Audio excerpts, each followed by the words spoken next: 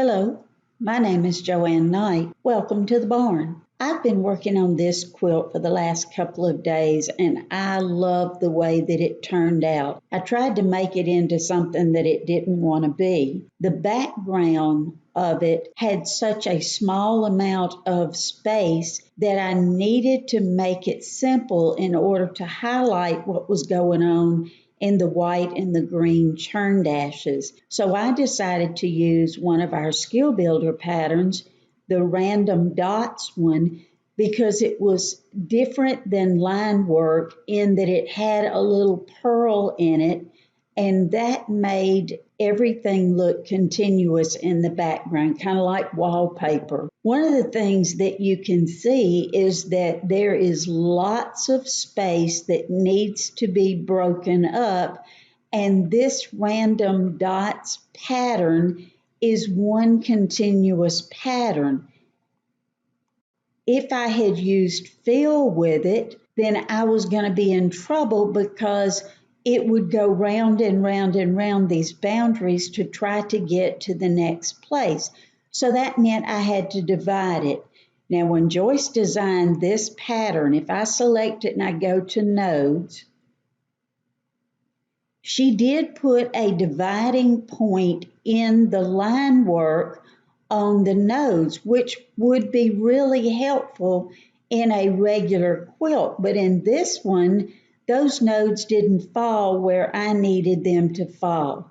So I needed to use a convert, and we used to have convert to curve. In version 7.5.4, we no longer have it. So let me show you a little bit about what I'm talking about. With this pattern, typically if I were to right click and I were to go down to my convert options and do pattern to curve, what that does is take away the blue nodes and give you more pink nodes. I'm going to select geometric circle. I'm going to pull it over to the computer screen and I'm going to go to nodes, and you're going to see that I have both pink and blue nodes. If I right click on this pattern and I go to convert pattern to curve, it's going to unselect it and it's going to click, and when I go back to nodes, you're going to see I have tons of pink nodes. I don't have any blue nodes, but I have pink ones. This makes it really easy to hover over any pink node and divide in spaces where I did not have a pink node. This is what I'm talking about. We used to be able to do this with line work. So you would be able to divide line work anywhere that you wanted to. We no longer have that option. Typically with line work, you have a node at the beginning and a node at the end. So if you wanted to divide somewhere in the middle, you can't do that unless you did convert to curve. If I select this line work and I do pattern to curve now, it's going to click at me. And if I go back to nodes, it didn't do anything. If I select it and I go convert points to arcs and left click, it will click again and I go back to nodes and it still doesn't do anything. So that causes me an issue in particular with this quilt. Now what I figured out is in playing with it, if I have a pattern and I right click and I convert pattern to curve, select the pattern and go to nodes, it will convert anything that is a curve, so to speak, or a circle, but it leaves the line work like it is. If I select this same pattern and I right click and I go down to convert points to arcs, select it and go back to nodes, it will in fact take the line work and convert it to curve the way we used to get it, or to arcs the way it is now.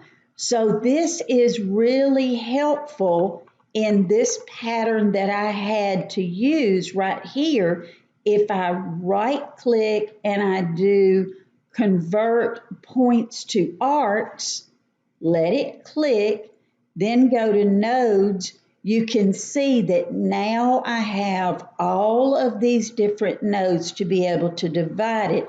And as a little hint, if you start with the end point, in other words, I'm going to start at the bottom of the pattern. In other words, I'm going to start at the bottom of the pattern and then work my way up, hitting the letter D on my keyboard.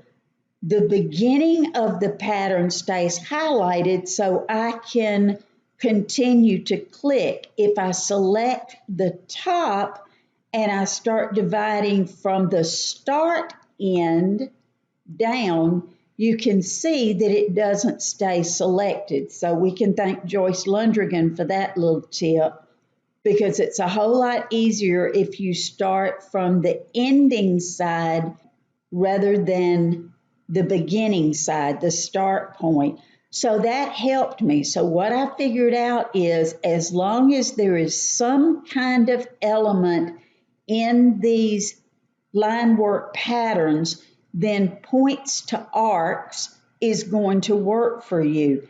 If there is not, then it doesn't.